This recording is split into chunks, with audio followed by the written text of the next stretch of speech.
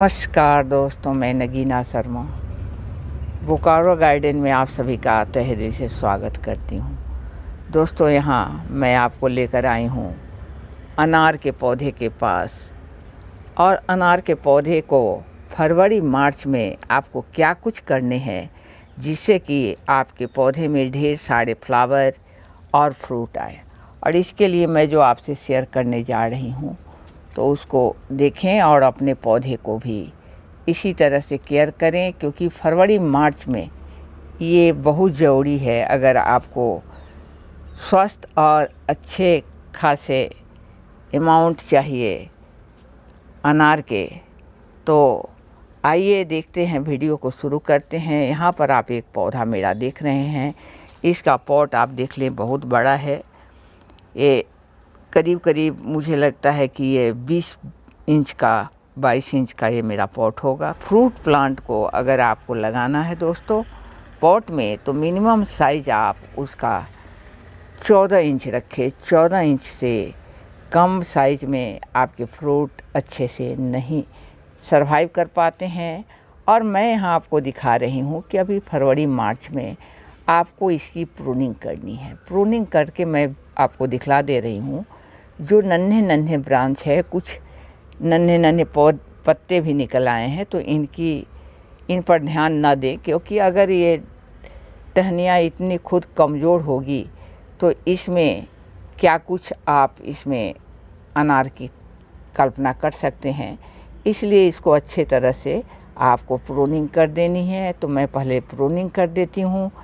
इसके साथ ही मैं और केयर कर बताते हुए आपको इसमें फर्टिलाइज़र कब देनी है, कितनी देनी है, इन सारी बातों पर बातें करूँगी, जिक्र इसकी होगी। तो चलिए सबसे पहले इसकी प्रूनिंग करते हैं। दोस्तों, सबसे पहले जो टहनियाँ सूखी हुई हो, जो इस तरह से सूख गए हों, उनको आपको कट करके हटा देनी है। इस तरह से इसको हटाते जाइए। दूसरी चीज़ है कि आप उन्हीं टहनी को रहने दें जो कम से कम पेंसिल की मोटाई की हैं। अगर पेंसिल की मोटाई से कम की टहनियाँ हैं तो उसको आपको कट करके हटा देनी है। तो इस तरह से मैं इसको, जो टहनी पतली है उसको हटा रही हूँ, और जो पेंसिल की मोटाई की है, जैसे मान लो यहाँ तक ये पेंसिल की मोटाई की आपको दिख रही होगी, तो यहाँ से मैं इसको कट करके हटा दे रही हूँ। दोस्तों देखिए, इसमें फ्लावर भी एक आ रहे हैं। और ये इतनी पतली सी डाल है, तो इसमें अगर फ्लावर आएंगे भी तो फ्रूट या तो नहीं बनेंगे, फ्लावर गिर जाएगा, या फिर अगर फ्रूट बने भी तो बहुत छोटे से फ्रूट आएंगे। इसलिए मैंने इस टहनी को कट करके हटा दी है। तो इस तरह से आप भी देख लें, जो भी टहनी आपकी बहुत कमज़ोर हो, पेंसिल से अगर पतली है आपकी टहनियाँ, तो उस टहनी को आप नहीं रहने दें, उसको कट करके आप हटा दें। इस तरह से मैंने इन सारी टहनियों को कट करके हटा दी है।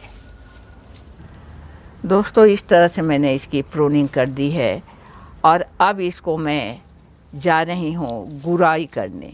गुड़ाई करना भी बहुत आवश्यक होता है, तो मैं इसके सॉइल की अभी गुड़ाई कर दूँगी। दोस्तों, इस तरह से कि इसकी गुड़ाई करके आप इसकी सॉइल को ढीला कर लें। और यहाँ पर मैं एक बात करूँ कि जिस समय आप इसमें डाल रहे हो या गुड़ाई कर रहे हो, उस समय सॉइल इसकी ड्राई रहे तो बेहतर है। और इसको गुड़ाई करने के बाद इसके सॉइल को बाहर भी निकाल लेनी है। दोस्तों, गुड़ाई करके मैंने इसकी सॉइल निकाल दी है, और थोड़े से रूट भी इसके आपको बाहर नज़र आ रहे होंगे। इस तरह से इसके रूट भी बाहर आ गए हैं। साथ ही कुछ रूट इसमें टूट भी गया है, और सॉइल को मैंने यहाँ रख ली है। अब फर्टिलाइज़र जो है उसको क्या करना है, कौन कौन से फर्टिलाइज़र मैं डालने वाली हूँ, उसको चलकर आपसे शेयर कर देती हूँ। 20 इंच का है। साथ ही मेरे पौधे की उम्र 3 साल है, तो उसी के अनुपात में मैं यहाँ फर्टिलाइज़र दे रही हूँ। आप भी अपने पौधे की उम्र और पॉट का साइज़ देखते हुए दें। तो ये मैन्योर है, जो मैं इसमें आधा kg मैन्योर डाल रही हूँ। दोस्तों, नीम खली जो पौधे में फंगस वगैरह लगने से बचाता है, साथ ही आपके पौधे को फर्टिलाइज़र के रूप में भी काम करता है, और पेस्ट वगैरह से भी रक्षा करता है। तो इसको मैं एक मुट्ठी इसमें डाल रही हूँ।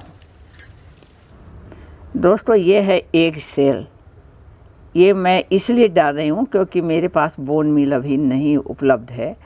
आप दोनों में से कुछ भी उपयोग कर सकते हैं, या तो एग सेल को चूर्ण बनाकर आप इसमें डाल दे सकते हो, इसको एग सेल को डाल दो, या फिर आप बोन मील को डाल दो। बोन मील डालने में आपको 1 से 1.5 चम्मच आप बोन मील डालते हो तो वो इसके लिए काफ़ी रहेगा। मैं यहाँ एग सेल डाल रही हूँ। दोस्तों बोन मील हो या फिर आपका एग सेल हो, ये पौधे में आपको फास्फोरस देता है, कैल्शियम देता है। 1 चम्मच मैं इसमें रॉक फॉस्फेट डाल रही हूँ। दोस्तों 1 चम्मच मैं इसमें पोटेशियम सल्फेट डाल रही हूँ। और अब आप देखेंगे कि ये जो मिक्सचर अभी बना है फर्टिलाइज़र का, इसको आपको फरवरी से लेकर मार्च तक दे देनी है। और जो आपके फ्रूट आएंगे वो बड़े भी आएंगे और स्वादिष्ट भी आएंगे, साथ ही ढेर सारे फ्रूट आएंगे। और जो उसमें फ्लावर आएंगे वो गिरेंगे नहीं। अक्सर क्या होता है कि आप लोगों का कंप्लेन, यही मैं देखती हूँ कि आप लोगों का कंप्लेन रहता है कि फ्लावर तो आते हैं लेकिन फ्लावर गिर जाते हैं। तो पौधे अगर स्ट्रॉन्ग होंगे तभी तो फूल को और फल को संभाल पाएंगे। तो इसलिए फरवरी मार्च में ये फर्टिलाइज़र देना बहुत आवश्यक हो। तो फर्टिलाइज़र मैंने यहाँ पर डाली है, वो NPK है, जो NPK यानी नाइट्रोजन, फास्फोरस, पोटासियम की पूर्ति करता है। अब आप जानते हो कि इसके अलावे 16 से 20 तरह के माइक्रो न्यूट्रिएंट्स पौधे को चाहिए। तो अब मैं कुछ ऐसे फर्टिलाइज़र को आपको शेयर कर रही हूँ जो कि आपके पौधे में माइक्रो न्यूट्रिएंट्स की कमी को पूरा करते हैं। इसमें आप एक यहाँ देख रहे हैं इप्सम सॉल्ट, तो 1 चम्मच मैं इसमें इप्सम सॉल्ट डाल रही हूँ। ऐसे आप इसको पानी में घोलकर स्प्रे भी कर सकते हैं। दोस्तों ये है समुद्री घास, सीवीड, ये भी नाइट्रोजन देता है। अगर आपके पास मैन्योर की कमी हो या आपके पास काऊ डंग वगैरह नहीं हो तो आप इसका भी उपयोग कर सकते हैं। मैंने चूँकि इसमें मैन्योर का उपयोग किया है, 500 ग्राम मैंने डाला है, इसलिए मैं समुद्री घास को नहीं डाल रही हूँ। क्योंकि अगर सब में नाइट्रोजन की मात्रा अगर हमारे पौधे में बढ़ जाएगी तो पौधे काफ़ी हेल्दी हो जाएंगे। उनमें पत्ते और टहनियाँ काफ़ी होगी, लेकिन उसमें फल और फ्रूट नहीं लगेंगे। इसलिए मैं इसमें समुद्री घास का उपयोग नहीं कर रही हूँ। अगर मेरे पास मैन्योर नहीं रहता तो मैं समुद्री घास डाल करके भी इस मिक्सचर को तैयार कर सकती थी। दोस्तों माइक्रो न्यूट्रिएंट्स के लिए मैं जो करती हूँ उसको आपको शेयर कर दूँ कि जितने सारे फ्रूट खाए जाते हैं घर में, उसके छिलकों को मैं धूप में सुखाकर उसको पीस कर ऐसे रख लेती हूँ और इसमें से पौधे में देते रहती हूँ। तो इससे मैं बड़े चम्मच से मान के चलो 1 चम्मच मैं इसमें इसको भी मिला दे रही हूँ। अब सबको आपस में मिला देने हैं और वहाँ चल कर देने हैं। और अभी अगर आप इस फर्टिलाइज़र को दे देते 2-3 महीने तक ऐसे ही छोड़ सकते हो, क्योंकि ये काफ़ी अच्छे से अभी हमने फर्टिलाइज़र दे दिया। और इस तरह कोई ज़रूरी नहीं है कि इतना मिक्सचर बनाकर ढेर सारे फर्टिलाइज़र एक साथ दिए जाएं।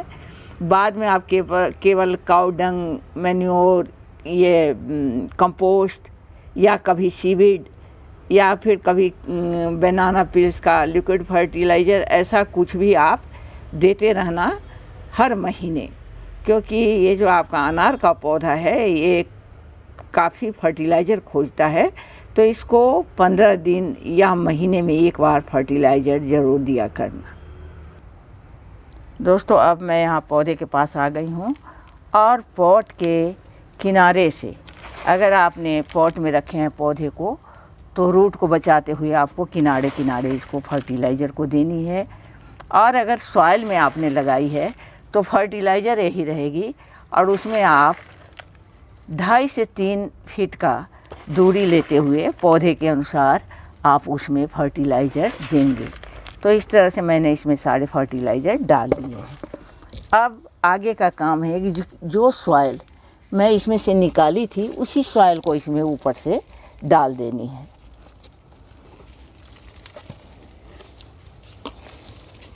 तो इस तरह से आप इसको सारे फर्टिलाइज़र को ढक दे, अच्छी तरह से इसको ढक देना है।